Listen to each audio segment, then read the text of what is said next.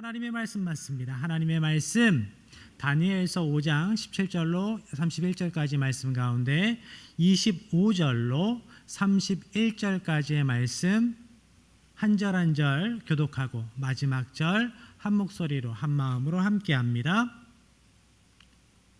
기록된 글자는 이것이니 곧 메네메네 데겔 우바르신이라.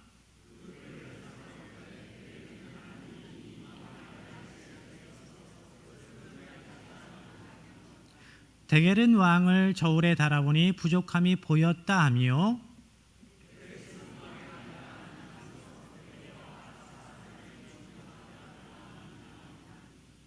이에 벨사살이 명하여 그들이 다니엘에게 자주색 옷을 입히게 하며 금사슬을 그의 목에 걸어주고 그를 위하여 조서를 내려 나라의 셋째 통치자로 삼으니라. 함께합니다. 메레 사람 다리오가 나라를 얻었는데 그때의 다리오는 62세였더라. 아멘. 다니엘서 5장의 말씀은 바벨론의 왕 벨사살이 1000명의 귀족들을 모아놓고 술잔치를 벌이는 것으로 시작이 됩니다. 벨사살 왕이 큰 잔치를 벌였습니다. 그런데 그때의 상황이 잔치를 할 상황이 아니었다라는 게 문제입니다.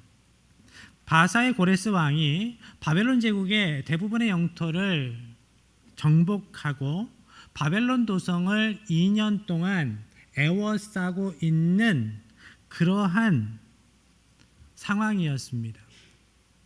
이런 상황에서 바벨론의 왕 벨사살은 1000명의 귀족들을 모아놓고 술잔치를 벌이고 있습니다. 왜 벨사살은 뭘 믿고 이런 짓을 벌이고 있는 걸까?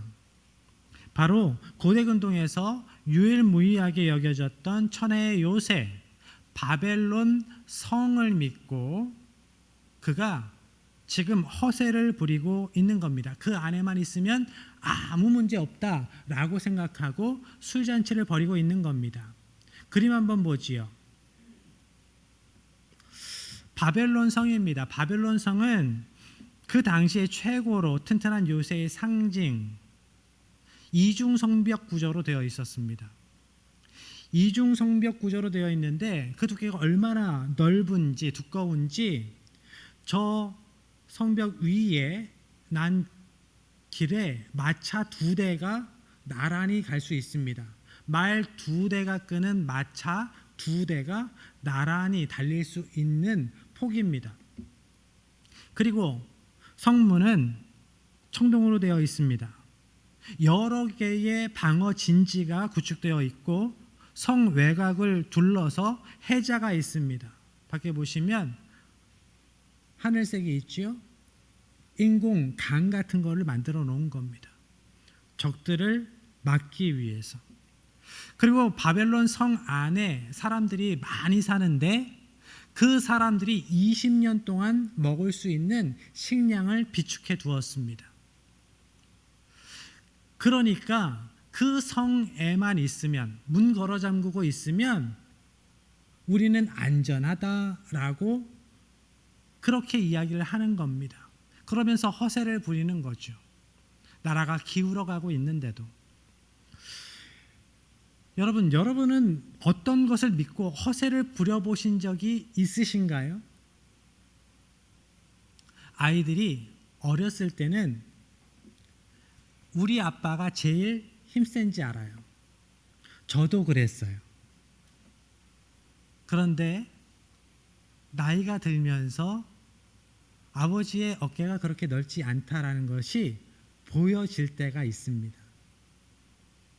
그리고 가족들 몰래 흘리는 아버지의 눈물을 보기도 하죠. 우리가 허세를 부릴 만큼 믿을 만한 존재는 이 세상에 없습니다. 튼튼한 바벨론 성도 마찬가지입니다. 튼튼한 그 성을 믿고 술판을 벌였던 벨사살은 거기에서 더해서 옛날 느부갓네살 왕이 예루살렘 성전을 짓밟을 때 거기에서 가져온 성전 기물들을 내오라고 하고 그 잔에 술을 퍼마십니다.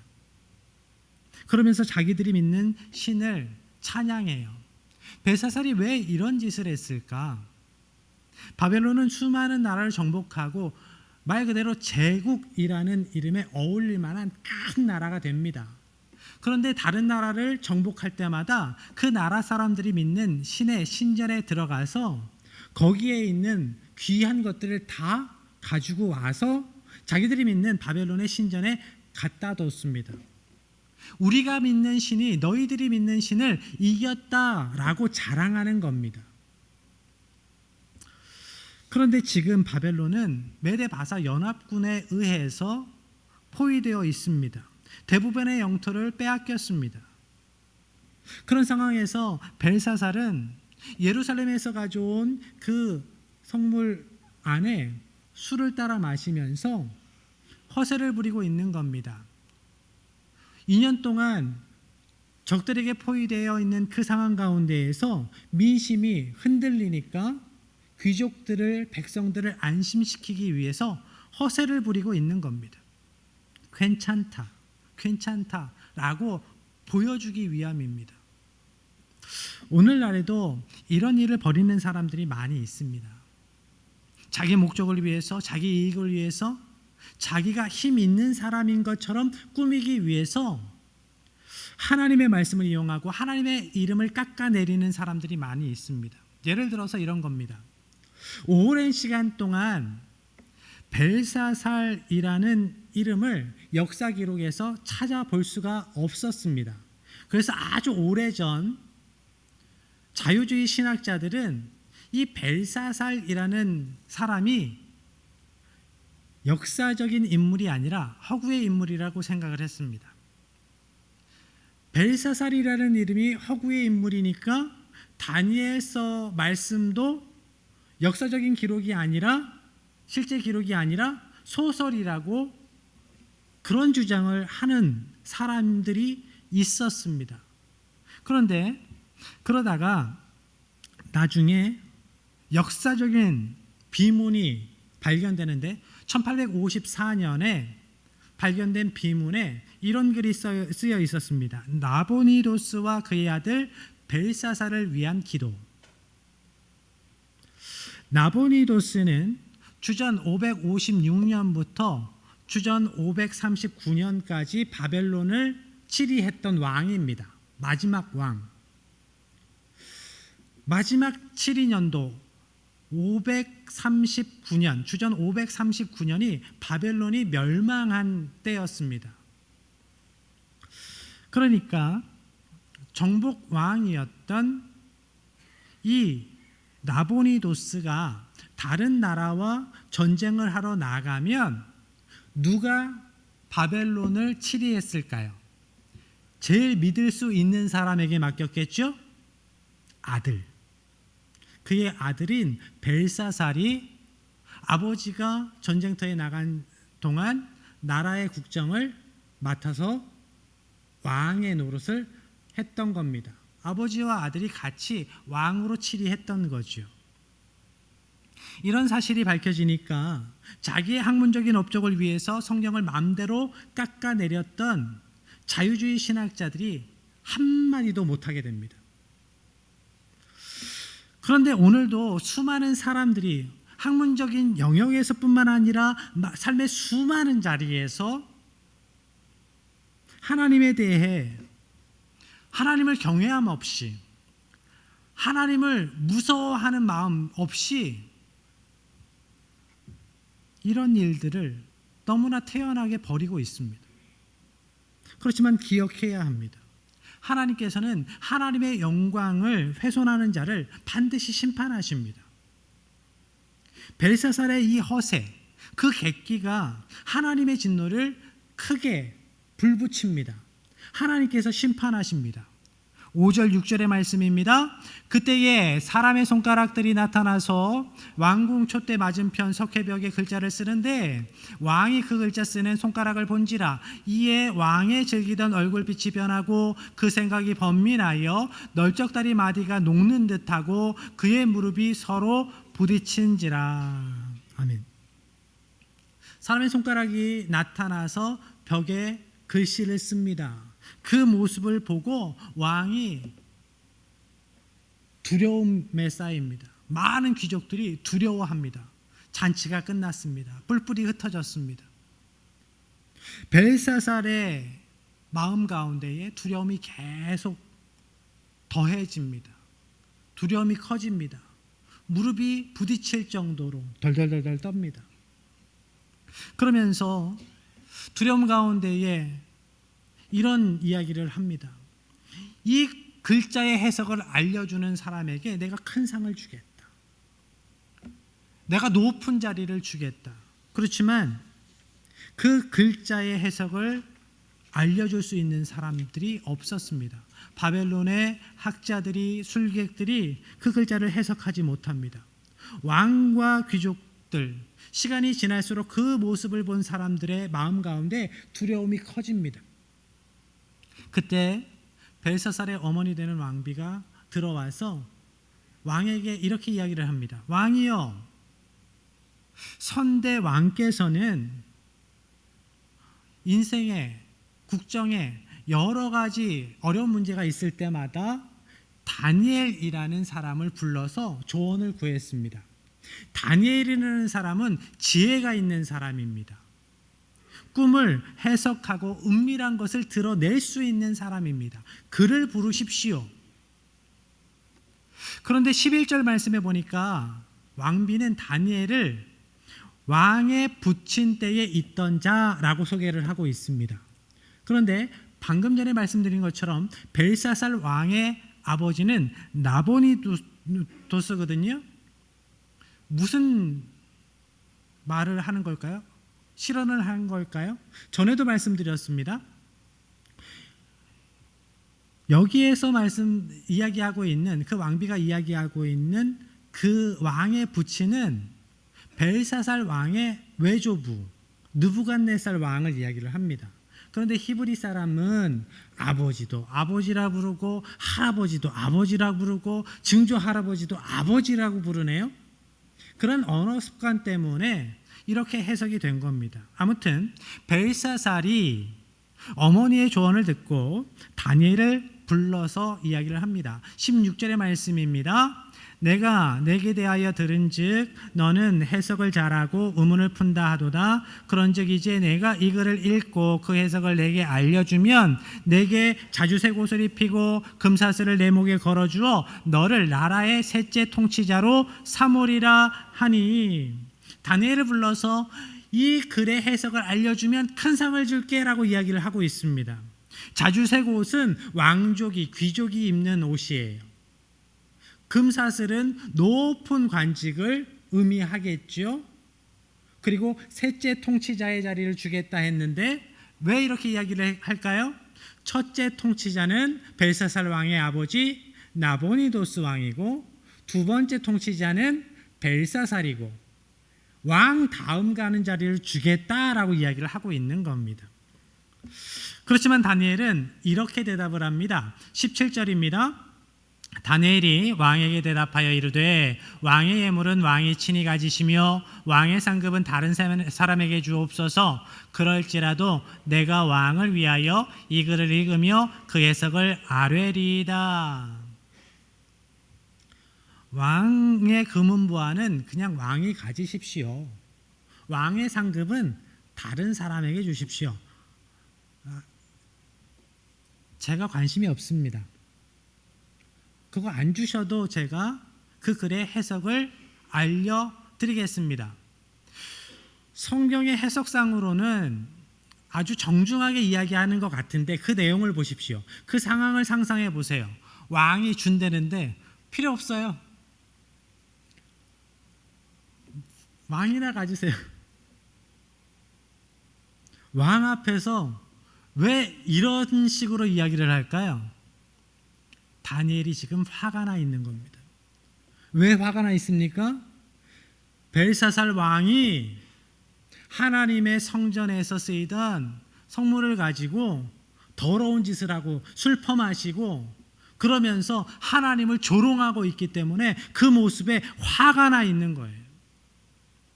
필요 없어요. 그거 필요 없어요. 그게 뭐라고 이렇게 이야기를 하고 있는 겁니다. 그래서 다니엘은 바로 그 글에 대한 해석을 가르쳐 주지 않고 왕을 책망하는 말을 길게 합니다. 이렇게 이야기를 해요. 왕이요, 왕은 당신의 외조부 느부갓네살 왕이 교만해져서 하나님께서 징계하신 그 역사적인 기록을 알고 계십니다. 그 이야기를 들어서 알고 계시지요. 하나님께서 그 교만을 꺾으시기 위해서 심판하셨습니다. 하나님께서 치셨을 때 그가 정신병자가 돼서 들에 나가서 들짐승처럼 울부짖으면서 풀을 먹고 풀을 씹고 살았어요. 그러다가 하나님의 때가 되어서 하나님께서 만왕의 왕이심을, 역사의 주관자이심을 깨달아 알았을 때, 인정했을 때, 그때야 비로소 하나님께서 그에게 총명을 주시고 다시 회복시켜 주셨습니다. 하나님께서 그러한 역사를 이루어 주신 것을 당신이 듣고도 알고도 어떻게 그렇게 교만해질 수 있습니까? 어떻게 교만해서 이러한 참담한 짓을 할 수 있습니까? 라고 이야기를 하고 있습니다. 역사를 잊은 민족에게 미래가 없다라는 말씀이 있습니다. 역사를 통해서 배우지 못하면 똑같은 잘못을 반복하고 똑같은 죄를 저지르면서 그냥 그 모습대로 그냥 그렇게 살다가 죽는다라는 겁니다. 그런데 역사를 통해서 배우는 사람이 그렇게 많지 않다라는 것이 문제입니다. 역사를 통해서 배우기는커녕 오늘 본문에 나오는 벨사살처럼 그것을 들어서 알면서도 심지어 하나님께서 내리시는 죄에 대한 징계 속에서도 문제 상황 속에서도 그 문제 상황을 살아가고 있으면서도 그 죄를 깨닫지 못하고 더욱 교만해져서 그렇게 참담한 모습으로 살아가는 인생들이 얼마나 많습니까? 다니엘은 이렇게 당신이 교만해져서 죄를 짓고 살아가고 있기 때문에 하나님이 이런 글을 주신 것이다 라고 이야기를 하면서 그 글에 대한 해석을 알려줍니다. 메네 데겔 우 바르신. 메네는 셈을 센다라는 거예요. 숫자를 센다. 데겔은 저울에 달아본다, 무게를 달아본다라는 의미가 있습니다. 그런데 메네가 한 번이 아니라 두 번이네요. 하나님께서 세보시고 세보시는 거예요. 왜 계속 세보지요? 우리가 계속 세보는 데는 이유가 있어요. 돈이 더 갈까 봐. 그런데 하나님께서 여기에서 세보셨다라는 것은 하나님께서 죄에 대한 징계를 내리셔야 되는데 그 징계를 내리고 싶지 않으셔서 계속 참으셨다, 인내하셨다라는 거예요. 징계를 내리시지 않을 이유를 찾으셨다라는 겁니다. 세보시고 또 그것을 저울에 달아보시기까지 했는데 안 된다라는 거예요. 그 죄가 가득 차서 이제는 안 된다. 우 바르신, 우는 엔드예요. 그리고 바르신은 베레스라는 단어의 복수형입니다. 나눈다, 쪼갠다라는 뜻이 있어요.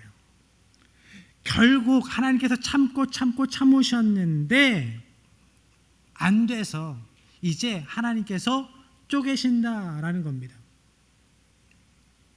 하나님께서 바벨론에 벌을 내리시기 전에 계속 참으셨어요. 세어보셨습니다. 저울에 재보셨어요.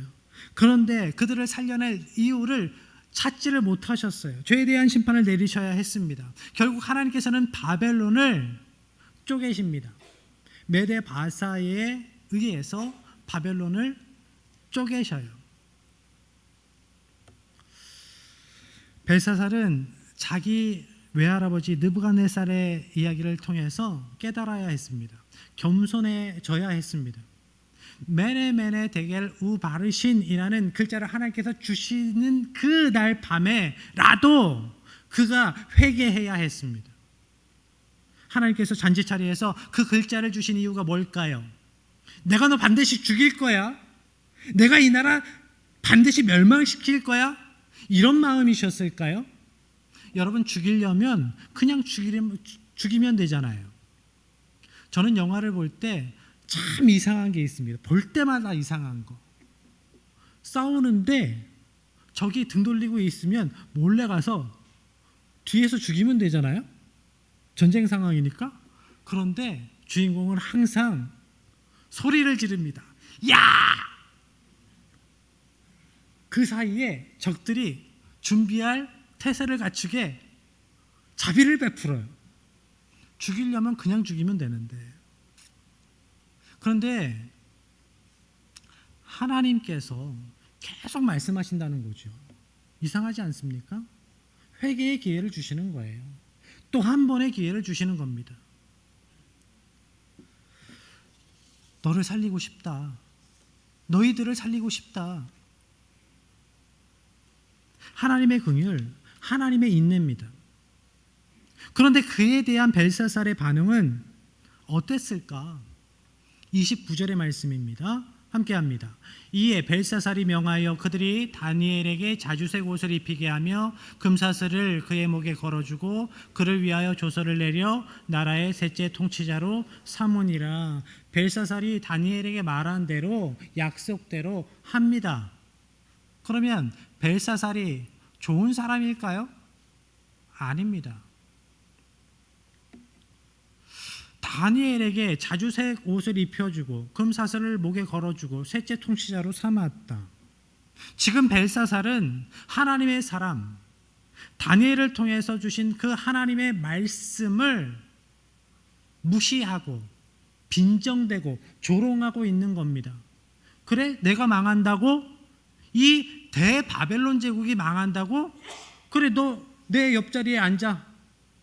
한번 망하나 안 망하나 지켜보자. 네 말대로 되나 안 되나, 네가 섬기는 하나님 여호와의 이야기대로 되나 안 되나 한번 지켜봐 라면서 조롱하고 있는 거예요. 하나님은 인간들의 죄에도 불구하고 오래 참으시는 하나님이십니다. 때로 악한 사람들이 더 잘 먹고 잘 사는 것 같아서, 그렇게 보여서 좌절되는 마음이 여러분 가운데 있지 않습니까? 어떤 권사님이 신방을 갔는데 예전에 이런 말씀을 하세요. 하나님은 저런 것들 왜 안 잡아가시는지 모르겠어요. 그 답답한 권사님의 마음을 알겠어요. 무슨 마음에서 그런 말씀을 하시는지 알겠는데 하나님은 오래 참으시는 거예요. 우리와 같지 않으세요. 그런 점에서 하나님과 우리와는 천지 차이죠. 아유, 우리 같았으면 나만 하지 않았을 거예요. 우리도 이 자리에 남아있을 사람이 얼마나 될까요? 하나님이 매네 하나님께서 대결 하시는 거예요. 세워보시고 달아보시고 참으시고 또 한 번 참으시고 기회를 주시고 사랑하셔서, 우리를 사랑하셔서 참아주시는 겁니다. 그렇지만 그 하나님의 오래 참으심에도 끝이 있습니다. 우바르신입니다. 그리고 쪼개십니다. 30절 31절입니다. 마지막으로 함께합니다. 그날 밤에 갈대아 왕 벨사살이 죽임을 당하였고 메대 사람 다리오가 나라를 얻었는데 그때의 다리오는 62세였더라. 아멘. 그날 밤에 오래 참으셨는데 그날 밤에 오래 참으셨던 하나님, 그 하나님께서 심판하실 때는 그 심판의 날은 급격하게 와요. 급격하게 옵니다. 그날 밤에 벨사살의 인생, 그 교만과 조롱의 끝은 죽음이었습니다. 그날 밤의 죽음, 바벨론이 메데 바사에 의해서 쪼개졌습니다. 멸망당했습니다. 여러분, 오늘 악한 사람들이 잘 되는 것을 보면서 좌절하지 마십시오. 하나님께서 참으시는 시간입니다. 매내의 시간입니다. 대결의 시간입니다. 그들이 깨닫고 죄에서 돌아서면 감사한 것이고, 그런데 끝까지 죄를 깨닫지 못하고 돌아오지 못하면 하나님의 심판이 그날 밤이 그들에게 있을 겁니다. 그리고 여러분, 혹시 하나님께서 나에게 그 글자를 메네 데겔 우 바르신이라는 글자를 나에게 주셨다, 그런 일이 나에게 왔다라면 그 자리에서 바로 무릎 꿇어야 합니다. 바로 나의 교만을 내려놓고 하나님 앞에 겸손히 무릎 꿇고 죄에서 돌아서는 하나님의 백성 되어야 합니다. 그래야 삽니다. 돌아설 시간이 얼마 남지 않았다라는 거예요. 그때 돌아서야 해요. 바라기는 하나님의 말씀 앞에 겸비된 하나님의 백성이 되어서 하나님의 놀라운 은혜로 회복되고 다시 굳건하게 세워져가는 하나님의 백성들의 인생, 여러분의 가정, 여러분의 일터, 주님의 몸된 우리 교회 되기를 주님의 이름으로 간절히 축복합니다. 이 시간 하나님의 오래 참으심의 끝, 그날 밤이 우리에게 오지 않도록 하나님 앞에 다시 정결한 마음으로, 정직한 영으로 설 수 있기를 기대하는 마음으로 다 함께 찬양하고 기도하겠습니다.